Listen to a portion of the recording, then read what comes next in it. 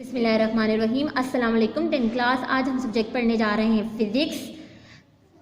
आज डेट है 4 दिसंबर 2020, डे है फ्राइडे। तो बच्चे, हमने पिछले लेक्चर में चैप्टर 3 स्टार्ट किया था और हमने प्रिंसिपल फोकस तक कंप्लीट कर लिया था। बच्चों, जो भी मैं आपको सबक पढ़ा रही हूँ, रोज़ाना जो लेक्चर आपको दिया जाता है फिज़िक्स का, तो आपने उनकी बाकायदा असाइनमेंट बनानी है। जिस दिन मैं आपको बोलूँगी कि आपने फ़लाँ डेट को आकर जमा करवानी है, असाइनमेंट जमा करवाएं, आपकी चेक होगी और आपके नंबर लगाए जाएंगे रिजल्ट में। तो बच्चे, फोकल लेंथ, ये हमारी डिफिनेशन रह गई थी। ये क्या है? It is the distance from the pole to the principal focus measure along the principal axis. The focal length is related to the radius of the curvature f is equal to r by 2। यानी ये पोल और principal focus के दरमियान distance है, उसे आप क्या कहते हो? Focal length. और बच्चे, ये f इक्वल टू किसकी इक्वल होता है? r by 2, यानी रेडियस डिवाइडेड बाय 2 की इक्वल होता है। तो आज का जो हमारा टॉपिक है next 12.3, image location bye spherical mirror formula. कि इमेज की लोकेशन आपको कैसे पता चलेगी? स्फेरिकल मिरर फार्मूले के थ्रू।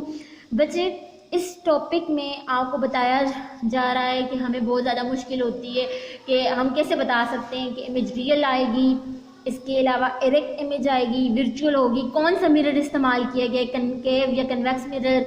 ये कहीं भी अगर आपको टॉपिक दिया जाए, न्यूमेरिकल दिया जाए, तो आपको कैसे पता चलेगा? तो इसके लिए जो हम मेथड यूज़ करते हैं तो वो क्या है? Mirror formula.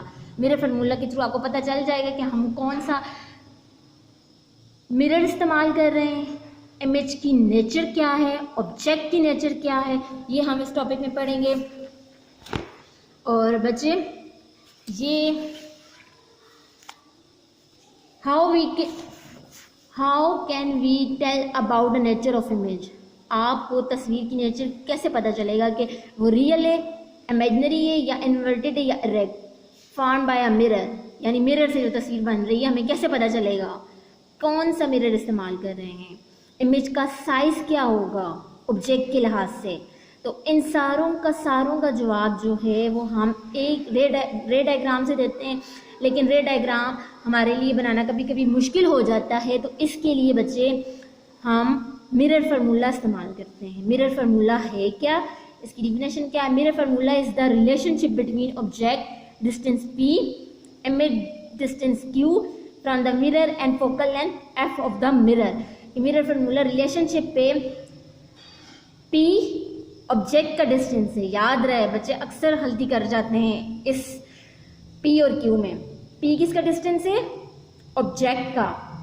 Q किसका डिस्टेंस है? इमेज का। और फोकल लेंथ, ये तीनों की रिलेशनशिप को आप कहते हो मिरर फार्मूला। तो बच्चे, ये कनकेव और कन्वेक्स मिरर दोनों के लिए इस्तेमाल होगी। तो मैं आपको बताती चलूँ कि distance of object from mirror वो क्या है? P है। Distance of image from mirror वो क्या है?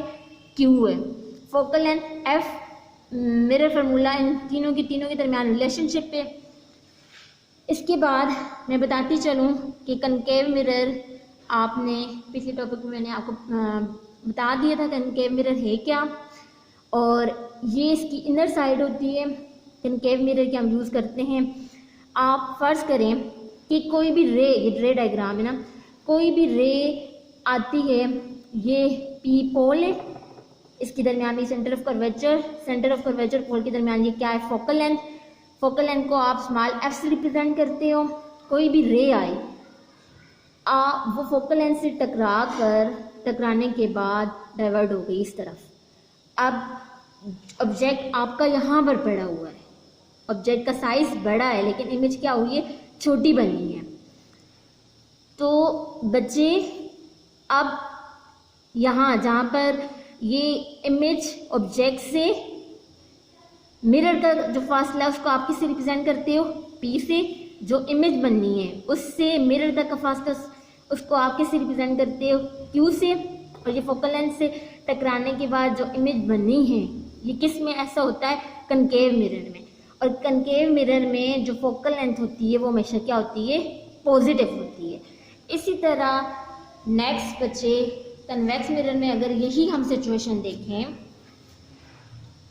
कि उसमें कन्वेक्स मिरर में तो वो बाहर की तरफ होती है, आउट की तरफ पोल होता है बाहर की तरफ। ये अगर रे आ रही है यहाँ से टकराने के बाद डाइवर्ट हो गई है, तो अगर यहाँ से हम पीछे की तरफ इसकी लाइन ड्रा करें और यहाँ से फोकल लेंथ इनके मिड में होता है, ये सेंटर ऑफ कर्वेचर है, तो सेंटर ऑफ कर्वेचर पोल की तरफ यानी फोकल लेंथ आ गई है। मैंने रे डायग्राम बना दी, पीछे की तरफ जो रे टकराई, मैंने ये लाइन जब लेकर गई तो बच्चे ये पीछे की तरफ बन रही है तस्वीर, तो इसमें फोकल लेंथ जो होता है वो क्या होती है, नेगेटिव होती है।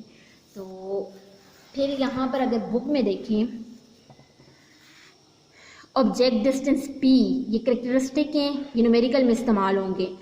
तो इमेज क्या होगी, रियल और इरेक्ट होगी जब q क्या होगा, पॉजिटिव होगा। कनकेव मिरर में जब फोकल लेंथ पॉजिटिव होगी तो Q भी पॉजिटिव होगा, तो इमेज रियल और इरेक्ट बनेगी। लेकिन जब कन्वेक्स मिरर की बात करें तो P फोकल लेंथ नेगेटिव होगी, तो इसका मतलब है P और Q भी क्या होगा, उसमें जो इमेज बनेगी वो क्या बनेगी, वर्चुअल और इरेक्ट इमेज बनेगी। कनकेव मिरर में फोकल लेंथ जब पॉजिटिव होगी तो P भी पॉजिटिव होगा, Q भी पॉजिटिव होगा, इमेज कैसी बनेगी, रियल और इरेक्ट बनेगी। कन्वेक्स मिरर में फोकल लेंथ जब नेगेटिव होगी, सही है, तो Q भी नेगेटिव होगा, तो इमेज कैसी बनेगी, वर्चुअल एंड इरेक्ट बनेगी। ये लाजमी आप लोग टेबल याद रखें क्योंकि आपके न्यूमेरिकल में यूज़ होगा। आगे 12.2 जो एक्टिविटी आपको बताई गई है कि जिससे आप राइस खाते हो, चम्मच ले लें, ठीक है, ऐसा हिस्सा जैसे आप राइस खाते हो उसका सामने वाला हिस्सा जब आप सूरज की रोशनी के सामने रखें, वो सूरज की रोशनी के सामने रखें तो रे डायग्राम बनाकर बताएं कि फोकल लेंथ और इमेज का डिस्टेंस और ऑब्जेक्ट का डिस्टेंस बन रहा है या नहीं बन रहा। तो इस एक्टिविटी को मैंने यहाँ पर ड्रा किया बच्चे।